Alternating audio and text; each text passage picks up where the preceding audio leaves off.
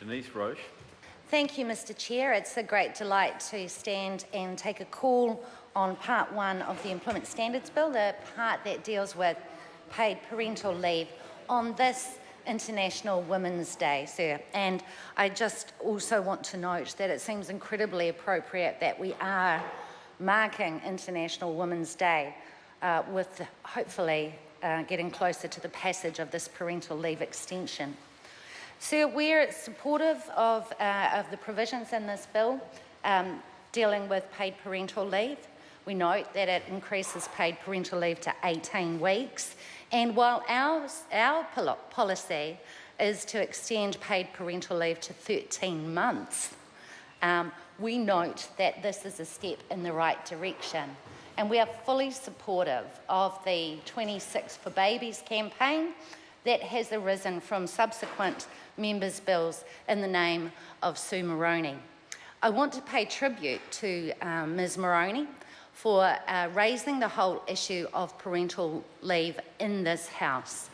And I believe, as others in the House do, that it was her work with this members' bill that meant that we have had a shift in the number of weeks that families are entitled to take with the birth of a newborn.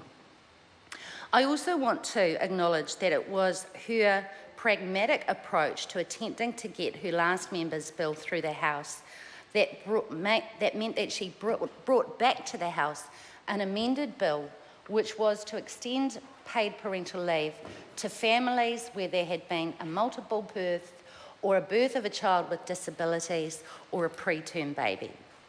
Now, it's great that the House has picked up the provisions around extending paid parental leave beyond the 18 weeks to those families where a preterm birth has occurred, and we support that totally.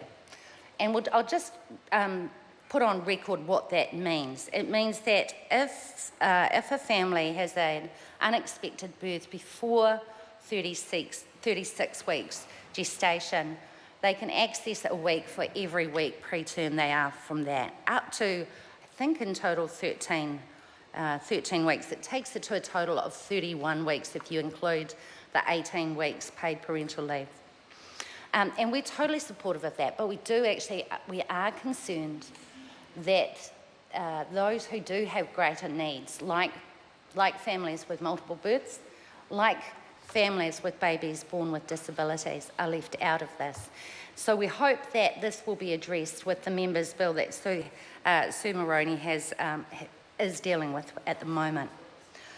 Sir, we have had some concerns about the provisions in the bill which were not necessarily part of the submission process. In fact, I don't think anybody actually submitted on it in any great way. But we're concerned about the whole area of keeping in touch hours. I don't really have a clear understanding where they came from, except that they were sort of like raised as a good idea, really. And the concern we have is essentially that those keeping in touch hours, that there could be a feeling of coercion on the parent who's taking leave to actually come back to work when they don't want to. Now, we acknowledge that the keeping in touch hours is just 40 hours that a parent can elect to go to work, and it will not be taken off their leave provisions.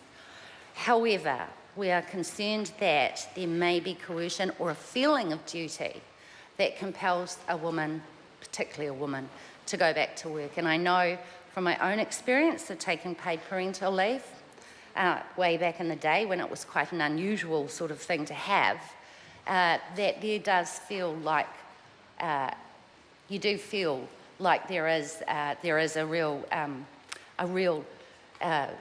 necessity to not only stay in touch, but also to make sure that your bosses don't forget you. I hope in the 20 years since I took parental leave, things have changed, but sadly, I'm not sure that it has. So, sir, we support the parental leave provisions in the bill. absolutely support the fact that it has been extended to casual and seasonal workers as eligible employees. As we believe, Mr. Chair, thank you. As we believe that parental leave, paid parental leave, is actually a right that all families should be able to access, not just those who seem to be in permanent paid work. And I guess we'll get on to hours of work in the next part. So we absolutely support that. We would actually support increasing paid parental leave beyond 26 weeks to 13 months. And the reason for that is not only about the establishment of a bonded family, but or breastfeeding for the first 6 months, but also because it ensures that women are in a position to feel that they are able to take the proper amount of time off without stress, and then be able to go back to work. Currently, we are, in this country, New Zealand is 24th out of the 25 OECD countries in terms of the parental leave provisions that we have.